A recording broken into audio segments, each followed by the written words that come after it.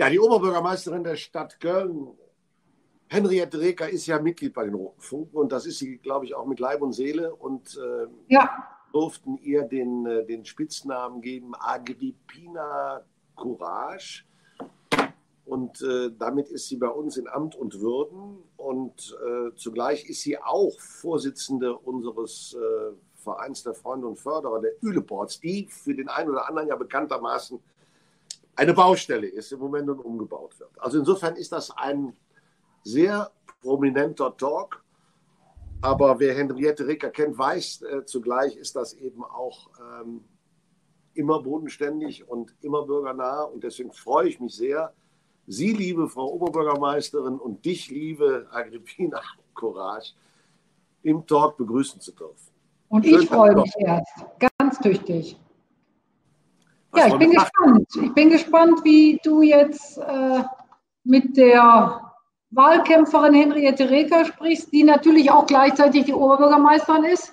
Und deswegen ist ja für mich immer die Herausforderung, welchen Hut habe ich jetzt gerade an? Ich verstehe natürlich als Oberbürgermeisterin sehr viel mehr von der Stadt, weil ich mich ja jeden Tag, 7 Tage in der Woche, ja, das ganze Jahr über mit dieser Stadt beschäftige. Und ich liebe sie natürlich, sie lässt mich auch nicht los, wenn ich mal in Ferien gefahren bin. Also das ist für mich auch keine Frage, dass diese beiden Dinge zusammengehören. Und ich finde ja gerade in diesen Zeiten, wo jetzt du auch in dem Wahlkampf bist, wir haben, glaube ich, mal in einen Funkenpass eines Oberbürgermeisters reingeschrieben, Afkommandet an die Spitze von der Stadt. Also insofern sind wir ja nun auch diejenigen, die irgendwo gucken und froh und glücklich sind, dass ihr Mitglied eben die Geschicke der Stadt leitet. Und in diesem Zusammenhang ist es einfach auch mal wichtig, miteinander zu reden. Wo stehst du denn? Wo sind denn die Positionen? Wir haben das im Übrigen, muss ich sagen, vor 5 Jahren haben wir das mit einem anderen Bewerber gemacht, der aus einer anderen Fraktion kam. Das war der Jochen Ott. Und ich finde deswegen gut, dass man dafür sorgt, dass die Menschen teilnehmen. Denn eins der Dinge ist vielleicht der erste Block, die Frage, wie funktioniert das? Was wird denn jetzt eigentlich gewählt und wie viele kommen denn eigentlich zur Wahl? Also am 13. September ist Kommunalwahl, da werden die Bezirksvertretungen gewählt, da wird der Rat der Stadt gewählt und da wird die Oberbürgermeisterin gewählt oder der Oberbürgermeister, also die Stadtspitze. Und so sehen auch die Wahlzettel aus. Also man kann und sollte auch 3 Stimmen vergeben. Und bei mir ist es so, dass ich ja unterstützt werde von der CDU und von Bündnis 90 Die Grünen. Die haben beide auf einen eigenen Kandidaten verzichtet. Die FDP unterstützt mich in diesem Wahlkampf nicht. Die hat das vor 5 Jahren getan.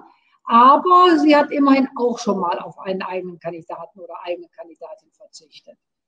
Es gibt 90 Ratsmandate, die gewählt werden. Und da ist unser Rat sehr vielfältig. Das wird sich zeigen, welche der bisherigen Fraktionen, also CDU, SPD, Bündnis 90 Die Grünen, die FDP, die Linke, aber auch kleine Ratsgruppen, wie die abschneiden werden. Ich bin ja parteipolitisch nicht unterwegs, sondern mir geht es ja um die beste Qualifikation, mir geht es um die beste Idee und ich habe in den letzten 5 Jahren bewiesen, dass ich mit allen zusammenarbeiten kann. Manchmal wollen die das nicht, dazu kann ich sie nicht zwingen. Aber wir haben natürlich auch Entscheidungen mit wechselnden Mehrheiten getroffen. Und ich habe diese Entscheidungen immer professionell vorbereitet und ermöglicht, selbst wenn sie mir vielleicht selber mal in meinen Kram nicht passten. Wie der FC-Ausbau an der Gleuler Wiese, der passt mir selbst nicht, aber ich ermögliche die demokratische Entscheidung. Und ich glaube, darauf kommt es letztendlich an, dass man hier Mehrheiten findet, um Entscheidungen zu treffen, die die Stadt weiterbringt. Und weitergebracht worden ist sie in den letzten 5 Jahren. Das kann man eindeutig daran ablesen, wie unsere Verkehrssituation ist, wie unsere Schulbausituation ist, wie die Instrumente eingeführt worden sind. Wir haben die Strukturen in der Stadtverwaltung den Zukunftsthemen angepasst. Und jetzt geht es darum, für mich in den nächsten 5 Jahren auch die Früchte meiner Arbeit zu ernten und dafür zu sorgen, dass das, was ich ermöglicht habe, auch umgesetzt wird. Das ist ja wahrscheinlich so, wenn man in so ein Amt kommt, ich will nicht sagen ähnlich wie bei einem Präsidenten im Karneval, aber denn da wird ja meistens nur gelacht und bei euch wird ja auch viel gestritten. Aber man braucht ja auch eine Zeit, um sich zurechtzufinden, alles kennenzulernen. Dann ist das erste Jahr schon rum und von daher macht das ja einfach auch nur Sinn, eine Zeit zu haben. Ich habe irgendwo gelesen, dass Konrad Adenauer sogar gesagt hat, also mindestens 12 Jahre wäre eigentlich die richtige Zeit, um wirklich was zu bewegen. Also da wären ja wahrscheinlich jetzt mal 2 mal 5 Jahre, glaube ich, sind es 10 Jahre auch, glaube ich, der richtige Weg. Was ich total schade finde, Henriette, ist, ich habe gesehen, 830.000 Menschen könnten wählen, darunter, glaube ich, 26.000 das erste Mal. Aber bei der letzten Kommunalwahl waren es unter 50%. Jetzt haben wir auch noch Corona. Was kann man denn tun, um die Menschen dazu zu bringen, sich mit den Themen auseinanderzusetzen und auch zur Wahl zu gehen? Also es ist ganz, ganz wichtig, dass wir eine hohe Wahlbeteiligung bekommen. Das siehst du vollkommen richtig. Und deswegen unternehmen wir auch ganz viel, um darauf hinzuweisen, dass gewählt wird. Und ich glaube, deswegen ist auch die Stadt jetzt allmählich mit Plakaten der Kandidatinnen und Kandidaten besetzt, um die Menschen daran zu erinnern, es wird gewählt. Und wichtig ist natürlich, dass demokratisch verfasste Parteien gewählt werden. Und wichtig ist eben ja auch junge Menschen dafür zu interessieren, zur Wahl zu gehen und ihnen klarzumachen, wenn sie nicht wählen, dann ist das eine verpasste Chance. Das ist eine verpasste Chance. Die Urmutter der Bürgerbeteiligung ist die Wahl. Und wer hinterher meckern will, der soll zumindest wählen gehen. Noch besser ist, wenn er mitarbeitet. In Köln gibt es ungefähr 200.000 Menschen, die ehrenamtlich arbeiten. Ich glaube, die allermeisten dieser Menschen gehen auch zur Wahl. Die wissen, wo sie politisch stehen. Und das wäre eben einfach auch für mich gut, mit einer hohen Wahlbeteiligung und mit einer großen demokratischen Legitimation ins Amt zu kommen. Also beim letzten Mal haben mich 170.000 Kölnerinnen und Kölner gewählt. Das waren schon eine ganze Menge, aber letztlich sind wir eine Stadt, du hast es eben gesagt, mit 830.000 Wahlberechtigten. Da waren es weniger als ein Viertel. Also das ist, glaube ich, auch ganz wichtig, insbesondere, glaube ich, in der heutigen Zeit. Nicht? Auch wir diskutieren ja, ist der Karneval politisch oder ist er unpolitisch? Ich meine, er ist schon sehr politisch, wenn es nicht jetzt um die Frage geht, wer jetzt für die Oberbürgermeisterin oder eine andere Partei ist, aber um die freiheitliche Rechtschaffenheit, unsere Demokratie zu verteidigen, müssen alle, die sonst immer so viel schweigen, aber eigentlich verstanden sind, erkennen, dass sie Flagge zeigen müssen. Das habe ich zuletzt auch noch auf einer Veranstaltung am 1. November in den Funken auch nochmal gesagt. Die Zeit ist vorbei, wo die schweigende Masse sich zurückhält. Sie muss sich bekennen. Ja. Die anderen an den Rändern nicht zu viel Raum bekommen. Und deswegen glaube ich, wäre das total toll, wenn eben alle oder deutlich mehr mitgemacht wird. Ein ganz anderes Thema, als es begann, also auch deine Zeit begann, da hatten wir einen der ersten Kontakte und in diesem Kontakt kam die Idee, es war dein Impuls, lass uns doch gemeinsam den Kölner Dom schützen und lass uns einfach mal ganz deutlich zeigen, dass wir für eine Ordnungsstruktur stehen, für Sauberkeit stehen. dass wir uns es nicht mehr bieten lassen, dass Deutschlands wichtigstes Denkmal, vielleicht Europas eines der bedeutendsten, so misshandelt wird, um das mal zu sagen. Es war gerade Silvester vorbei mit der großen Katastrophe. Wie steht es um Ordnung, um Sicherheit? Das frage ich auch als alter Stadtsoldat. Da fühle ich mich meinen Vorgängern verpflichtet, denn schließlich haben wir ja mal da an den Toren gestanden, die es ja nun auch heute noch gibt, und haben die Menschen in die Stadt gelassen. Und irgendwie haben wir halt ein großes Interesse. Was hat sich getan seit diesen Anfangstagen mit Schutz und Ordnung in dieser Stadt? Ja, es hat sich eine Menge getan. Ich habe ja nach dem Desaster Silvester 2015, 2016 nicht nur einen neuen Polizeipräsidenten bekommen, sondern wir haben ja auch eine Sicherheitskonferenz eingerichtet, die alle 3 Monate tagt mit den Strafermittlungsbehörden und Polizei und Stadt und auch den Gerichten. Wir haben eine Ordnungspartnerschaft mit der Polizei, die es auf dem Papier gab, verstärkt. Wir haben vor allen Dingen fertiggebracht, einen Kommunikationsprozess aufzusetzen, der die Stadt schützt bei Großereignissen.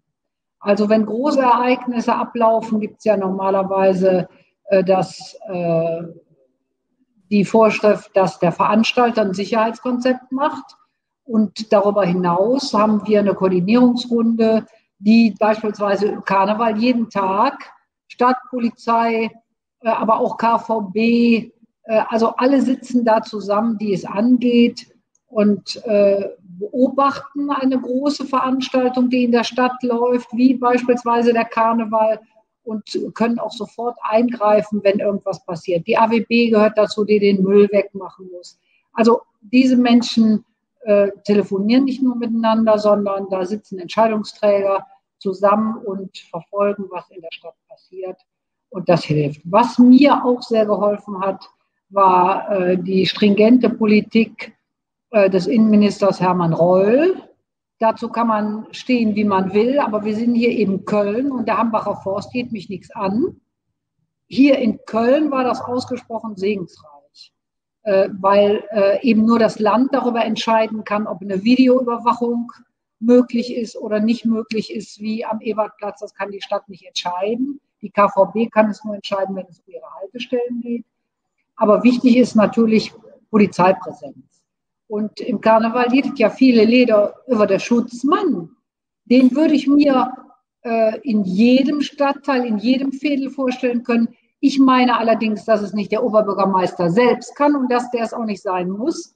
Aber dieser gute Kontakt, der zur Polizei entstanden ist, der ist eben entstanden, nachdem der Polizeipräsident Jürgen Mattis hieß, der jetzige Staatssekretär im Innenministerium. Und ja, dieser Kontakt hält natürlich an.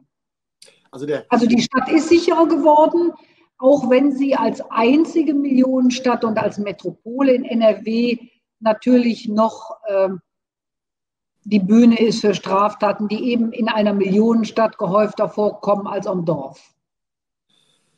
Der Innenminister Reul ist ja auch bei den Roten Funken mitgegangen im Rosenmontagszug und auch das war ja mal wieder so ein Minderheitentheater, wie man dann sieht, dass sich dann eben halt auch Leute gegen ihn auflehnten und wir wirklich mit einer Polizeisecurity durch den Rosenmontagszug gegangen sind. Aber für uns war das nie eine Sekunde eine Frage, das deswegen nicht zu tun, weil irgendwelche Randalierer von außen irgendetwas im Schilde führten.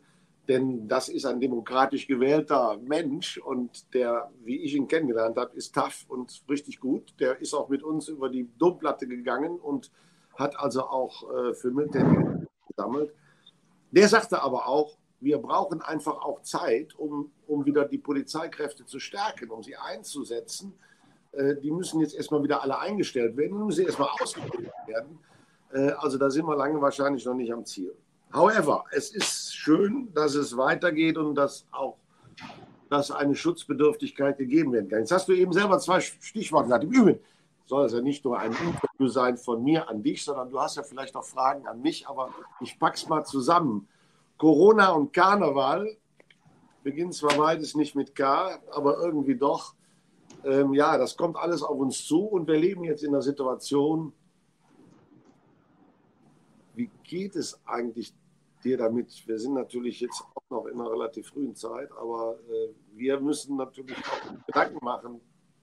Also ich setze jetzt mal den Hut der Oberbürgermeisterin auf. Es hat ein erstes Gespräch gegeben, natürlich mit dem Präsidenten des Festkomitees. Es war auch einer deiner Stellvertreter bei dem Gespräch, du konntest an dem Tag nicht. Es war dabei Herr Schlegelmilch, der die Veranstaltung am 11.11.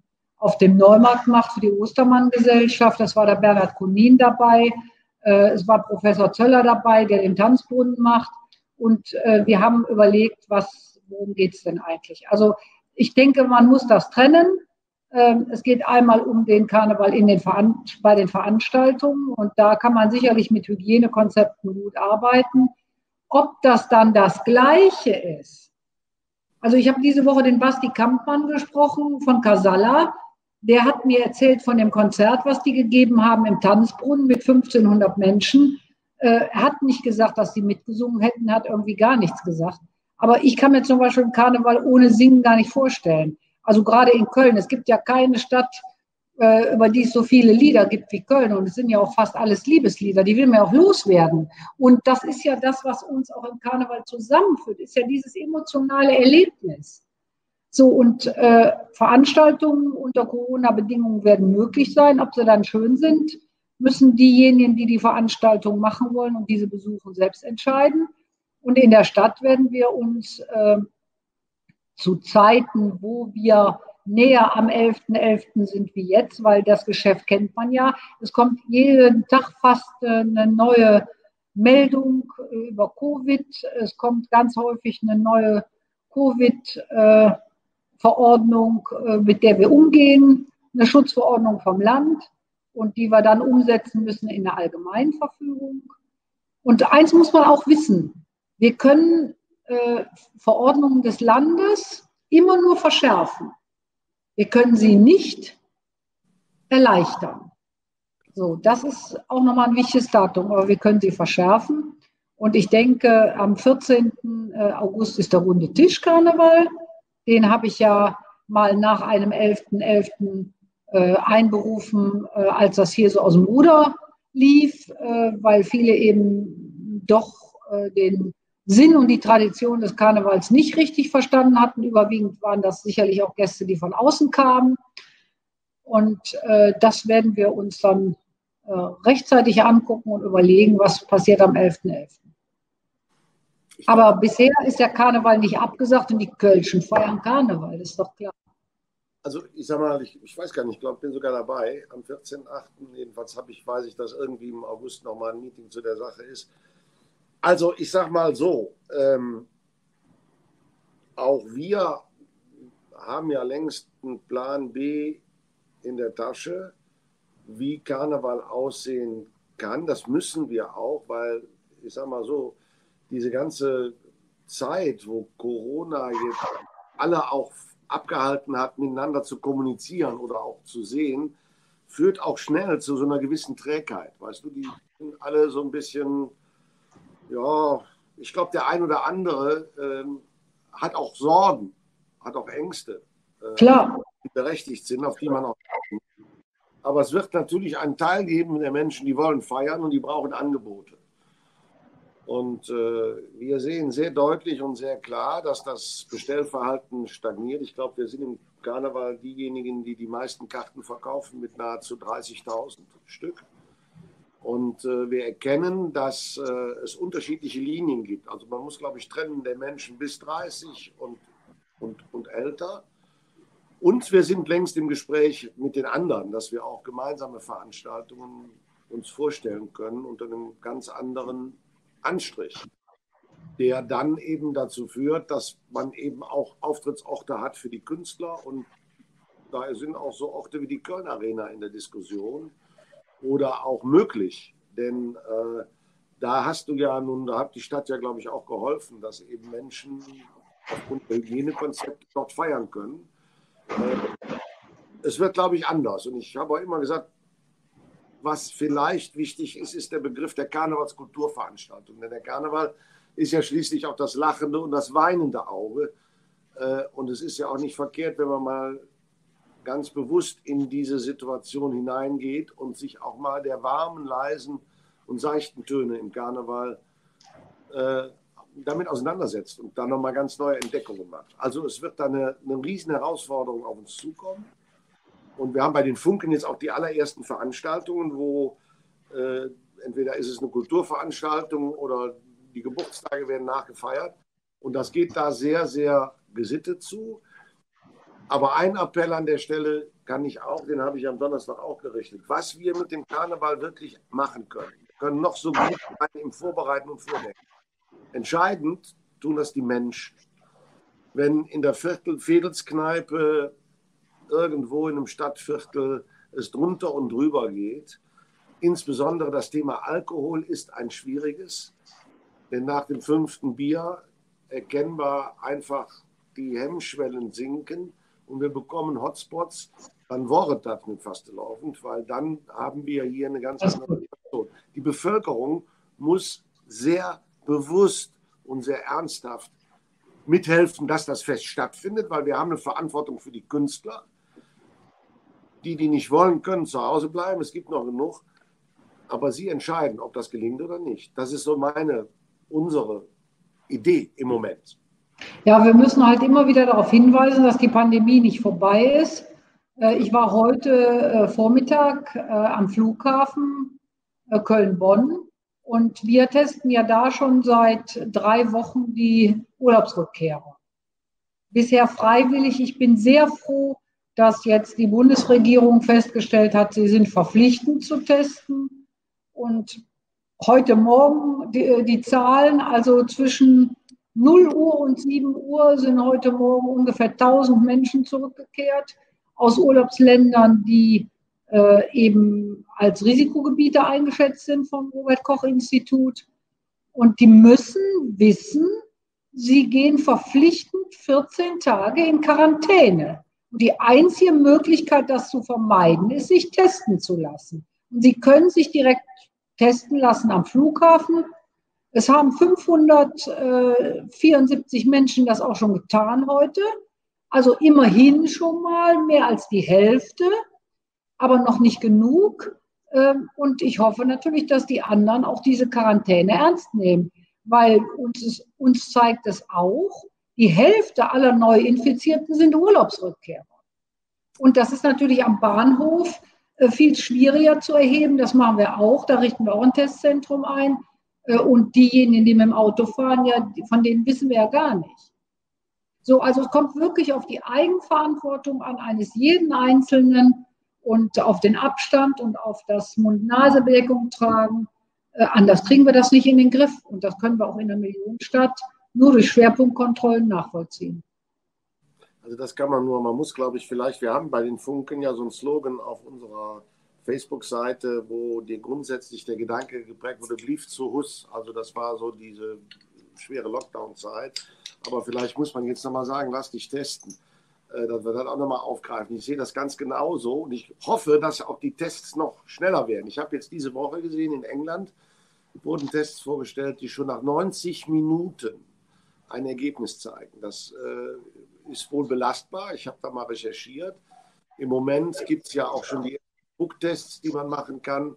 Also wir suchen auch nach Ideen, wie kann man eigentlich für Sicherheit sorgen. Wenn ich mir vorstelle, die Roten Funken treten jetzt auf im Karneval, ja, dann, und wir haben einen Bus, dann müssen wir halt gucken, da kann ja nur einsteigen, wer safe ist. Also auch das sind so Überlegungen, die man sich so letztendlich... Ja, oder er braucht mehrere Busse und den Abstand.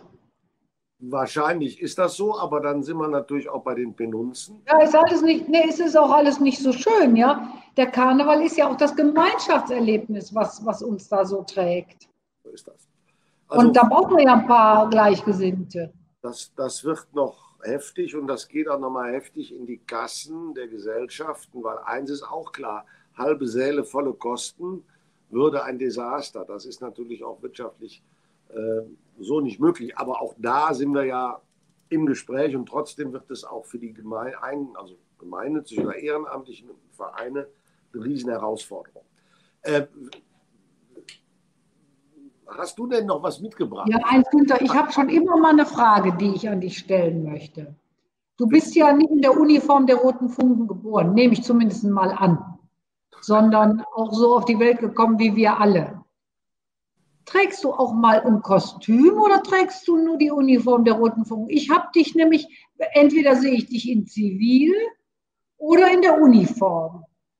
Und hast du auch schon mal ein Kostüm angehabt? Und wenn ja, was ist dein Lieblingskostüm? Also natürlich ist dienstverpflichtend die Uniform, gleichzeitig ja auch letztendlich der eine oder andere Seite ist ja auch ein Kostüm. Die Uniform der Roten Funken, also sagen wir mal so die Staatstracht. Ne? Aber klar, wir haben unsere Bälle. Ich weiß nicht, ich glaube, ich habe 10, 15 Kostüme im Schrank als Clown, als Büro. Wir haben ja eine Veranstaltung, da warst du noch nie, weil wir uns immer an anderen Stellen sehen im Funkenleben. Aber das ist eine Kostümsitzung und da ist der Ilverrat immer in einem, ja, hat ein Motto. Okay. Da hüpfen wir. Und also das Wildeste, was ich da mal hatte, war, da haben, ich glaube, es ging auch um die Blackfoes. Da haben wir die Beatles nachgemacht und hatten also Beatles-Kostüme, weil die Blackfoes ja mal so ein Cover gemacht haben. Ja, ja. Das erinnerst du sicher, ne? Wo die so draufstehen. Und ja, Sgt. Pepper. Sgt. Pepper ist das nachempfunden von den Blackfoes und da sind die ganzen, das ist jetzt auch gerade, es gibt ja die große Blackfoes-Ausstellung im Kölnischen Stadtmuseum, 50 Jahre Blackfoes und da ist auch dieses Cover riesengroß und man kann viele Kölner Prominente sehen. Und der Erich Stock-Loser geht als Roter Funk und als wir das dann zum Thema in der Kostümsitzung gemacht haben, habe ich den Guru gemacht, wo die Beatles in den 60er Jahren ihre Erleuchtung gefunden haben. Und die Kollegen haben dann die Uniform getragen. Und als die Blackfoes dann auftraten, dann wurde die ganze Bühne in Nebel gesetzt. Das wusste ich dann auch nicht. Mein Nachbar, Dieter Tschari, eine Nebelmaschine da irgendwie reingefummelt hat. Und also wir sind schon relativ bekloppt. Also es gibt schon eine ganze Menge Kostüme und jedes Jahr ist das immer so ein bisschen anders. Also ich schlüpfe gerne auch mal in ganz andere Rollen. Aber du warst noch nicht in einem anderen Land Karneval als in Deutschland, oder? Warst du schon mal woanders? Also mir ist das immer schwer gefallen. Ich habe ja 35 Jahre nicht in Köln gelebt. Aber ich bin Karneval immer gekommen. Aber ich weiß, als ich 14 war, konnte ich mal nicht zum Rosenmontagszug. Und das war fürchterlich. Ich hatte aber Fieber und Grippe. Und da haben mich alle bemitleidet, auch in meiner Familie und haben alle, ich glaube, ich durfte sogar Fischstäbchen essen oder so, was sonst bei uns nicht angesagt war, weil es mir so schlecht ging, weil ich nicht einen Rosenmontagszug gucken konnte, weil ich nicht auf die Straße konnte. Ich war, wenn du sagst, in einem anderen Land, muss ich sagen, ja, ich war in der Tat mal am 11.11. in Düsseldorf. Naja, 11.11. ist ja noch kein richtiger Karneval. St. Martin darf man auch in Düsseldorf begehen. Das war, aber das war auch nur einmal in einem anderen Land. Natürlich, die Funken reisen ja um die Welt. Ja, aber nicht Karneval, ne? Aber nicht Karneval. Nein. Also, wir hatten das immer mal überlegt, ob wir nochmal so, wenn der Karneval kurz ist, mal nach Rio de Janeiro gehen. Aber da waren wir ja 2003, aber im Sommer. Und so wird das wahrscheinlich nichts. Aber in andere Rollen schlüpfen, das macht ja Spaß. Ja, macht das wirklich. Ich bin immer froh, das möchte ich dir nochmal sagen, wenn ich diese Uniform der Roten Funken anziehen kann. Das geht ja meistens nur 3-mal im Jahr. Also Rosenmontag, Weiberfastnacht und ich versuche es auch Karnevalssamstag. Mehr Gelegenheiten habe ich dazu nicht. Aber ich finde das, für mich ist das immer so ein erhebendes Gefühl. Also als Kölnerin, als Frau Rote Funkin sein zu dürfen, das ist ein besonderes Privileg und ich weiß natürlich, dass das dem Amt geschuldet ist, Aber ich würde es natürlich auch anderen Frauen gönnen, sich da einzureihen. Und ich bin gespannt, wie der Karneval sich in den nächsten Jahrzehnten entwickelt. Wir haben ja eine ganze Menge Fördererinnen, ne, die auch Mitglieder sind, laut Satzung. Also da ist ja bei uns schon ein Weg ongoing. Und ja, und ich erinnere mich, dass du wahrscheinlich einer der ersten Karnevalisten an Rosenmontagmorgen gewesen bist, die also als Roter Funk schon im Amt gewesen sind. Ja, natürlich. Anders habe ich auch keine Chance. Ich kann mich nicht zwischendurch umziehen. Genau. Dann gehe ich als Roter Funk auch arbeiten, ist ja klar. Genau. Ja, ein Thema würde ich gerne noch ansprechen. Ich weiß, wir haben Stoff für glaube ich, 2 Teile, aber das ist völlig egal, weil das ist schon auch noch so ein Thema, was uns bewegt. Wir haben eben schon mal über Sicherheit gesprochen. Wir haben gemeinsamen Mitarbeiter. Das ist der selige Koch Braun, der städtischer Angestellter war und auch gleichzeitig den die Karnevalisten sehr geschätzt und geliebt haben, weil er eben auch Sicherheitsdienst gemacht hat, aber auch viel fotografiert hat als Hobby im Karneval und der so tragisch ums Leben gekommen ist, ja, Ausübung seines Amtes. So, das ist natürlich auch so eine Diskussionswelle gewesen und immer wenn man an ihn denkt, dann fragt man sich auch, vielleicht viele, hat sich was getan? Konntet ihr aus diesem tragischen Tod von Kurt Braun etwas nachhaltig verändern? Also erstmal möchte ich sagen, der Tag, an dem Kurt Braun getötet worden ist, das war der 13. Dezember des vorigen Jahres. Das war der schwärzeste Tag meiner Amtszeit. Und ich habe so richtig mitgefühlt. Ich weiß, ich war bei der Grundsteinlegung beim Rheingymnasium und da kriegte ich die Nachricht und ich konnte mir das natürlich vorstellen, wie sich das anfühlt, mit einem Messer verletzt zu werden. Bei mir ist das gut gegangen und ich hätte dem Kurt Braun auch so sehr gewünscht, ja, dass der da eine Chance gehabt hätte. Aber er konnte leider nicht wiederbelebt werden.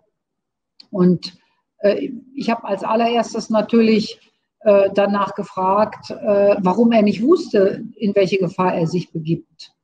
Und wir haben dann, aber die waren schon dabei, ein System aufzubauen, wonach also eine interne Gefährdungsmeldung abrufbar ist und automatisch erscheint, wenn man, und da hilft uns natürlich auch die Digitalisierung von Sachverhalten und Akten, wenn man eben innerhalb der Stadt im Intranet datengeschützt diese Namen eingibt, dann weiß man, was einen erwartet. Das passiert inzwischen, aber dem Kurt Braun nützt es natürlich nichts mehr.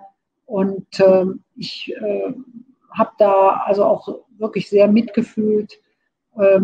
Er hat, die Kölschen sagen ja, eine schöne Beerdigung. Ich fand das unwahrscheinlich gut, dass viele Karnevalsgesellschaften und Vereine da waren, ihn geehrt haben, mit Plaggen, mit Grüßen. Und ich denke, das hätte ihm gefallen, aber das nützt natürlich nichts. Ne? Er ist vom Leben zum Tode gekommen und das ist schon sehr, sehr traurig und ja, kann man auch nie wieder gut machen. Ob man jetzt den Täter verurteilt oder in Sicherheitsverwahrung bringt, das ist alles eine Folge, aber letztlich gut machen kann man es ja nicht. Ich glaube, es war auch gleichzeitig eine Demonstration und eine Solidaritätserklärung, wirklich auch in solchen Fällen Daten zu sammeln. Also es wird ja viel über Datensammlung und Missbrauch von Datensammlungen gesprochen.